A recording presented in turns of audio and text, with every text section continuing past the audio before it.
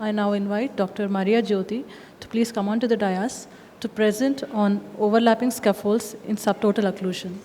Dr. Maria Jyoti from Apollo Hospital, Bangalore. Thank you for the WCC for giving us this opportunity and to uphold the women among whatever our difficulties are. Thank you so much. Mine is an interesting case of overlapping scaffold in a subtotal occlusion. She is a 42-year-old female who walked into her OPD for a health checkup because she had some unusual feeling and fatigue. So we did an ECG which showed sinus rhythm, echo showed preserved LV function. Then we subjected her for treadmill test which showed positive for inducible ischemia. Since she's a young female, diabetic, so we subjected for CT coronary angiogram, which showed us a critical single vessel disease, RCA distal subtotal occlusion. She was subjected for coronary angiogram, which actually revealed the left-sided system LAD as well as the LCX was mild, 30 to 40%. Coming to the RCA, proximal was around 50% stenosis, and subsequently mid there was subtotal occlusion. So the plan here was to we crossed initially with the 7 French guide wire. We used Pilot 200. We recrossed that with the help of the microcatheter and then with the cyan blue wire. And then in initial pre-dilatation, we ran OCT to see what is the lesion.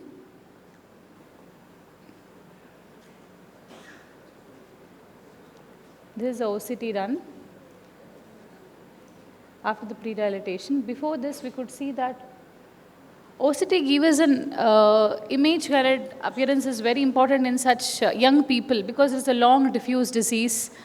CTO sometimes is underestimated. As we see here that she had, starting from the distal to the run, to the proximal, as we see here there is, we can see different types of plaque morphology. I can't stop this, is it? Pointer is not there. So it's not there, ma'am, sorry. So we could see all types of plaque morphology from distal to mid. There is a mixed plaque, there is a lipid-rich plaque, and also there are areas of thrombus, there are areas of microchannels in mid where it was completely occluded. So this gave us an idea of what can we do for her, because she's a young lady, she might go for another procedure in the future.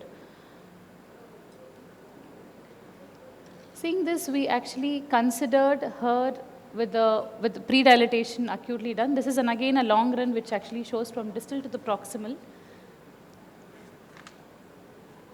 From distal most there is fibrotic, then it comes to the, as we see the microchannels, then as we progress more towards the proximal, because we had to know where are we landing the stent.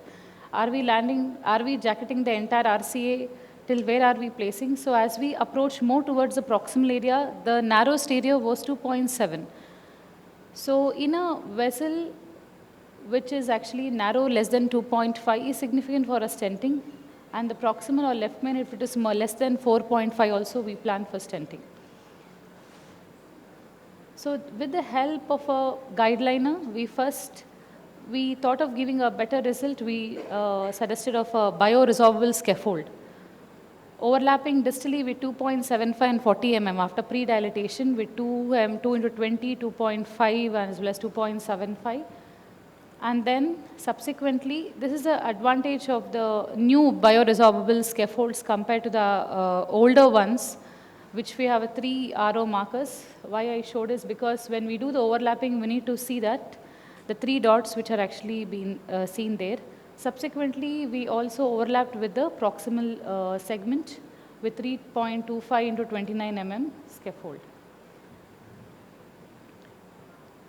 So following this, we did adequate dilatation, especially when we do the overlapping scaffolds. The studies are very less, not that much. Last was absorbed, which was withdrawn because of the stent thrombosis which happened. Adequate dilatation can make it roomy and then it prevents stent thrombosis. So after this, we ran and in between we had to give her even GP2P3 inhibitors, and then we ran an OCT run to see. This is the distal struts. Sorry.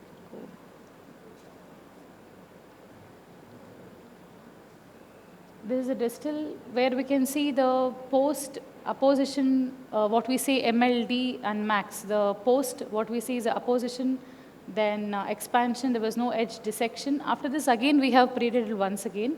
Overlapping segment also was fairly good. So we could achieve the lesion from 1.76 to 6.92 millimeters. So fairly good result for her, for a young lady. We are following up. It's been almost 3 months over.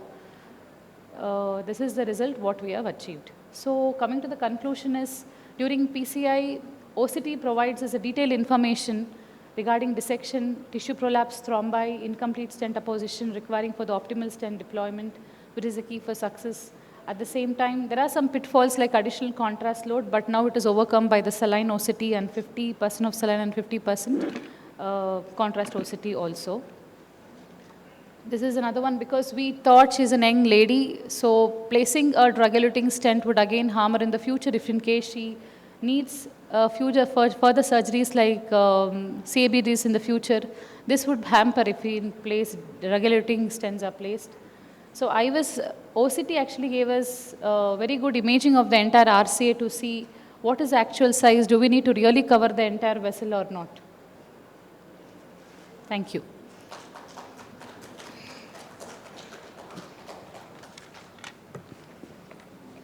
Actually, it's a good case. I would like to know what is the indication for CT coronary angio in this patient. Patient has a She classical was very effort much and- unwilling. Patient who came, she was unable to accept that she can have any disease. Yeah, So because diabetic- TMT was strongly positive and Yes, classical it angina. was a little so- difficult to convince. So initially we gave her an option of CT coronary Okay. angiogram. We could have directly taken. Then after almost half an hour to 45 discussion, she agreed. Then Okay. we had to take some more time to make her agree that yes, it is required now. So, okay, it's a well done case. But the thing is, I think the distal RCA lesion stent 2.75 is oversized. I felt like that. So if you see the runs later. Okay. But when we did actually the sizing after the post dilatation, we achieved almost a good size, fair size. So that's the reason we chose for 2.75. Proximal was what is the size? We took 3.25 mm, 3.25 into 28 mm. And then again in the overlap segment, we were concerned where we again dilated again post because the aggressive so, dilatation was but done. distally, if you see, there's a Yes. step. Yes, ma'am. So otherwise, it's good. I think scaffolds, it's a new You have modality. used quite new techniques to address this case. But then there are two things which I noticed in your case. Was the distal segment diseased in RCA? What, ma'am? Was the distal segment from the subtotal occlusion diseased? In the angio, we can't make out that much. So you but use we OCT did to OCT check. and there we could see the narrowest area was 1.76 millimeters. I couldn't stop it to show the video. I could not find any obstructive lesion there except for the mid part. And then I did not see any calcium also as it is in Not the much OCT. calcium, but more of Okay. mixed plaque, fibrous plaque was there. And what you used a guide liner also to, get down the stent. Is it because of the profile of the stent or it was a difficulty? Whenever we use a bioresorbable scaffold, always it's better to with the help of a guideline. And now it's we are using overlapping scaffold. It was buckling back, and that's the reason we had to use the guideliner. Why couldn't you address just the focal lesion and why did you have That's to the reason jacket we had to do the OCT. I wish I could show it, ma'am. Distal lesion was actually significant, 1.75 millimeters square. We also had a lot of discussion. Should we do, not do? Then after that, after seeing that, just before the PDA PLV bifurcation, she had 1.75 millimeters square. It was a narrowest area. We could have done a drug-eluting balloon also. Then we thought we'll just cover with this. Yes, balloon. Yeah. stenting the Stenting entire the segment. segment. That is first point. And then what about the incidence of thrombosis in such a big stent all over? You have put the entire RCA. GP2B38 to 1 vial we continued, and then we are following her up.